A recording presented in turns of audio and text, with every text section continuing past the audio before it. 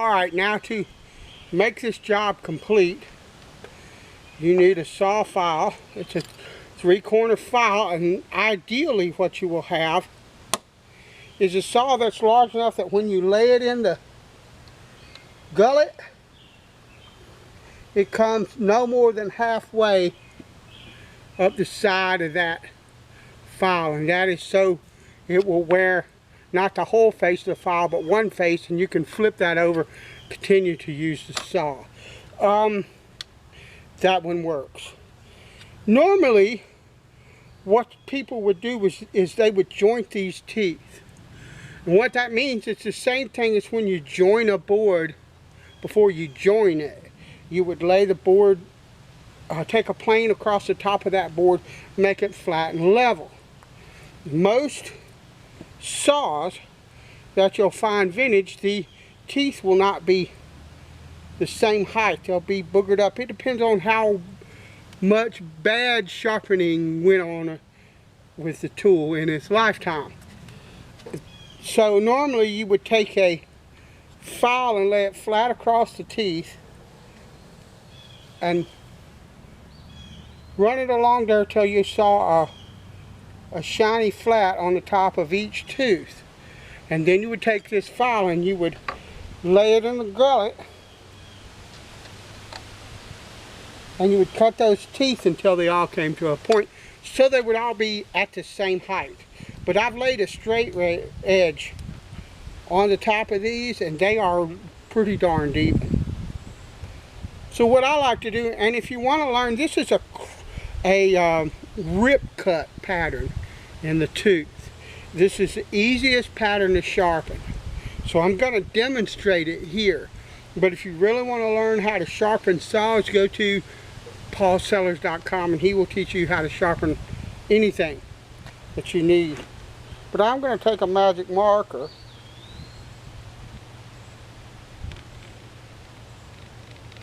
Well, normally that would work, but I'm going to take this magic marker and I'm going to try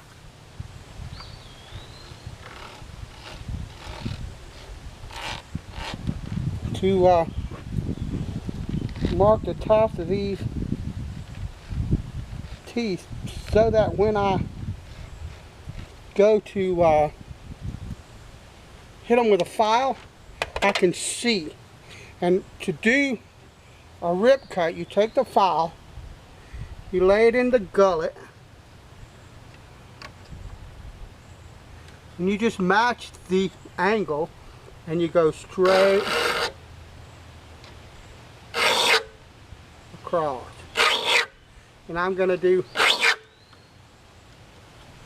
let me try, I'm going to do 3 passes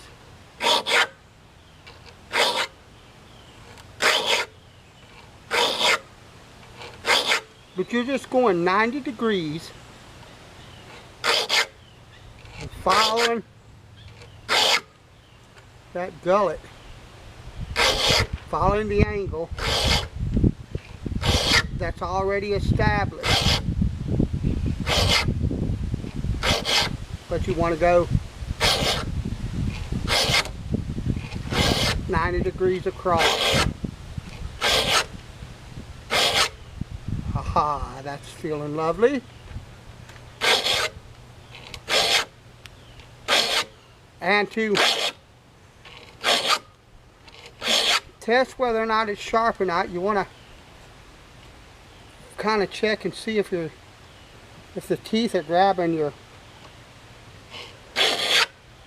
finger.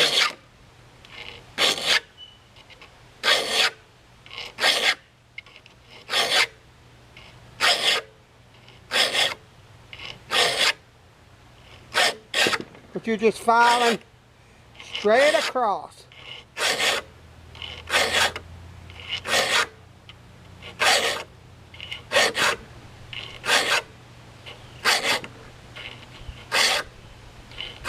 And I measured this. It's a 7 PPI, or 7 points per inch saw. That's a good compromise between maybe some smoothness and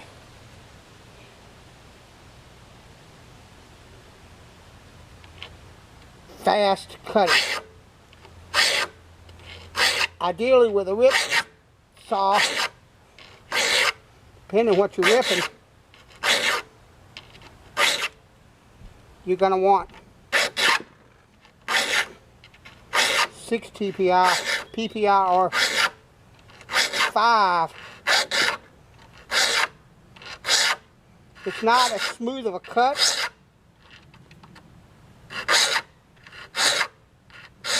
but it's fast. The rip.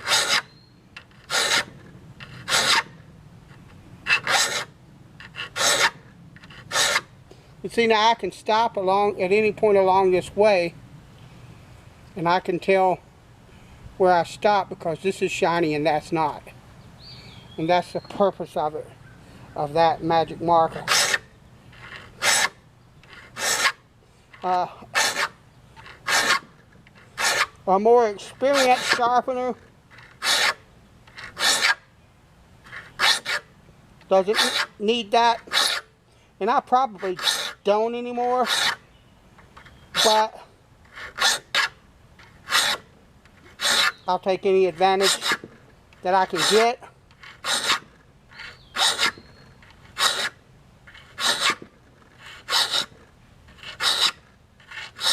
Now, I think this saw has plenty of set, but we're going to find out. I will do a test cut with it and then see if I need to adjust the set or if I need to stone one edge or another to make it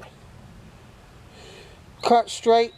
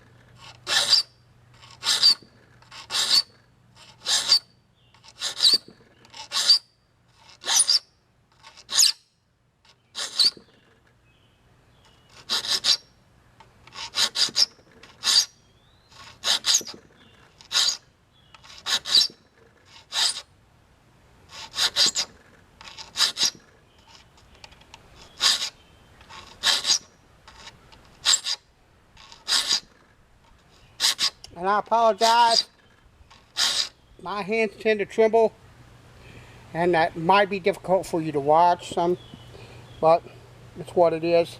There's nothing I can do about it.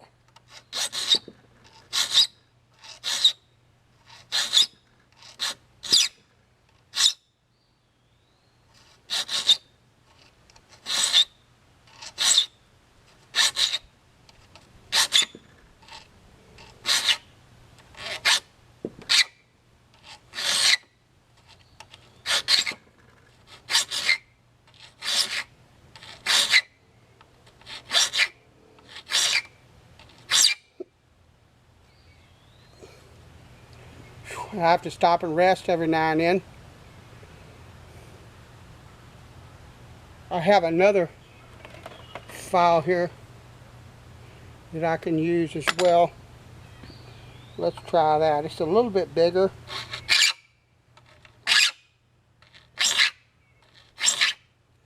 Yeah, me no likey.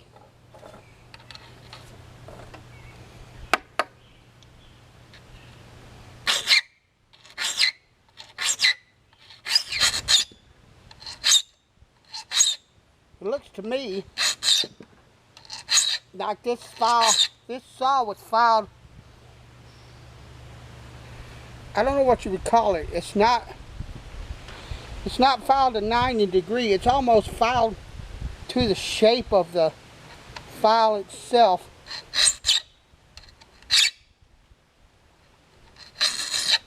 I might have to do one of these numbers. I might have to come back and do a couple of strokes like that to make it cut the way I want.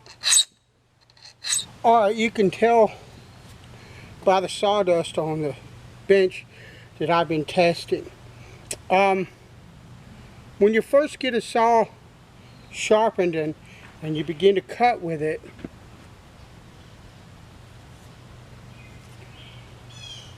you'll see,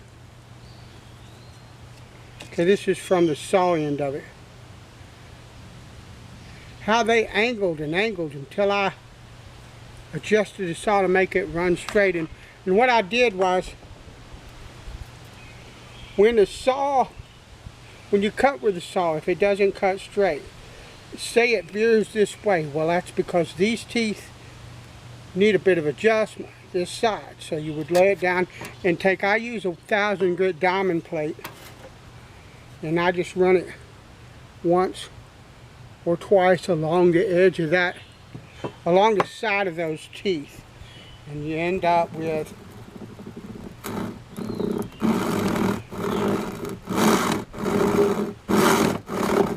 you keep doing that.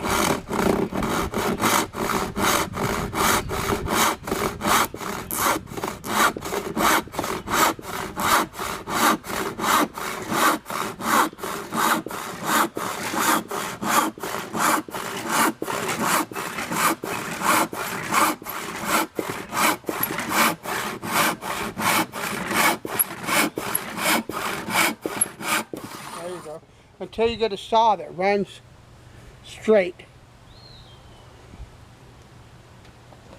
And that way, when I make a cut, I don't have to worry so much about whether or not the saw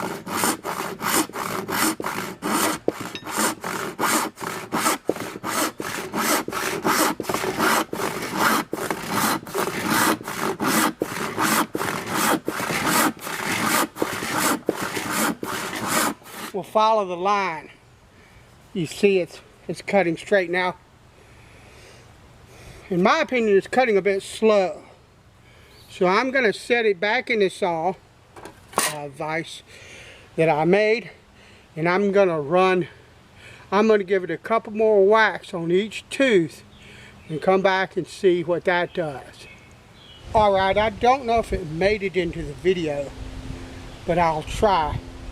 But you remember, I said it felt like when I was filing these teeth that the rake was kind of like that. The file was sitting like that. Well, with a ripped tooth, you really want this to be 90 degrees. You want that kind of forward, what they call forward rake. And so what I did was I resharpened this with a forward rake. That should make it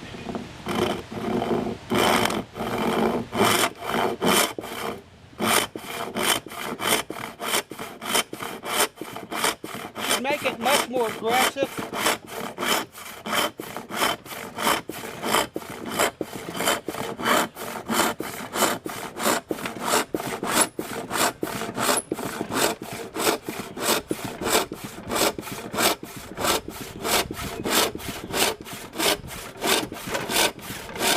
But it's straight as well. What I might do,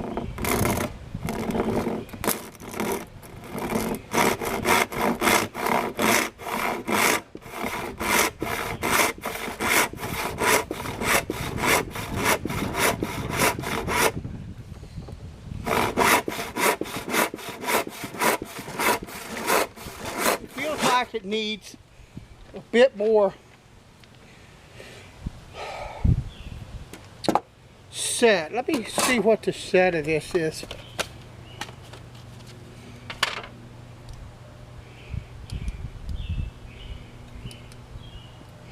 Alright, the plate, and I apologize if you can't see. The plate itself is 42 thou.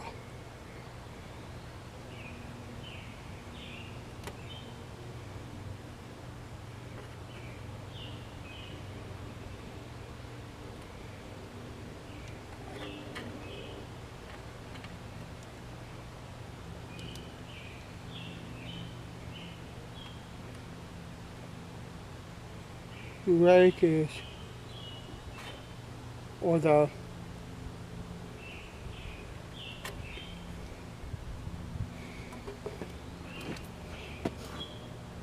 set is 48. Yeah, needs a little bit more set. I'm gonna use my saw set and increase the set of these two. One of the things about restoring tools is you need to understand how to get what you want out of them, and with saw set is important. So not really able to show you, and that's what I thought.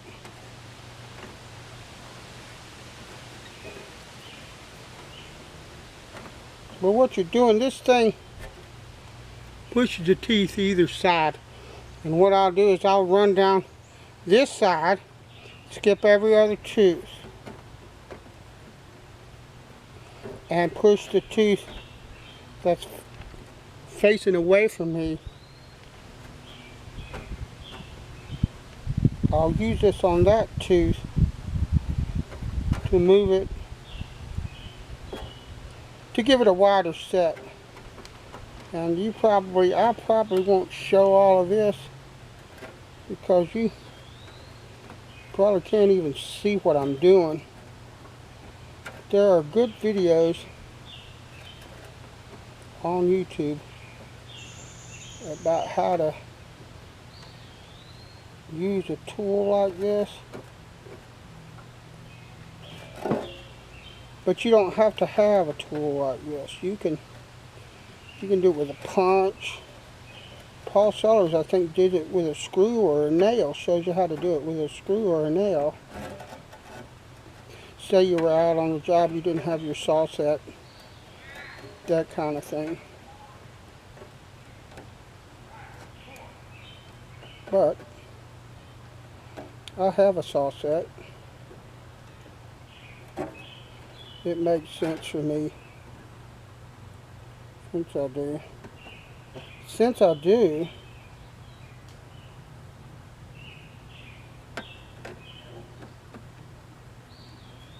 it makes perfect sense for me to use it.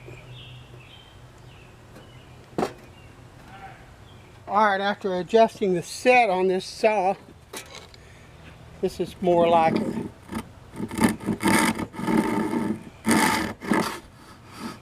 Come to me.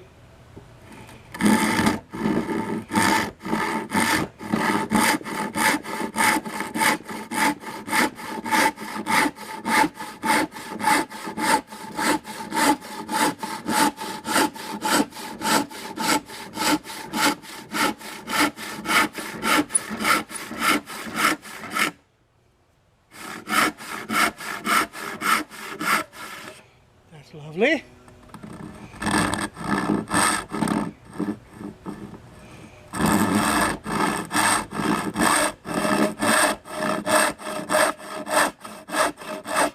And I'm not trying to hold a straight line. I'm just sawing. And you see, the saw is tracking lovely, straight, nice and even.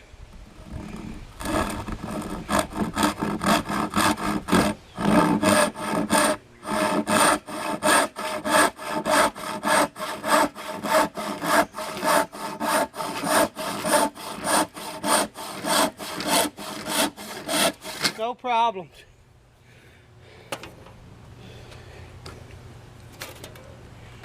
That's the EC Atkins saw, rip cut, restored, ready for work. It's not difficult. Anybody can do it. You just need a few tools. And the thing of it is, if I were to buy a saw comparable to this on the market today, it would be probably in excess of $200. I paid $7 for this saw and spent a couple of hours of work maybe 3. But how much is 3 hours of work worth to you when the saw costs $7? Practically nothing. Hard to beat, in my opinion, and well worth the time spent. Thanks for watching. I'll talk to you later.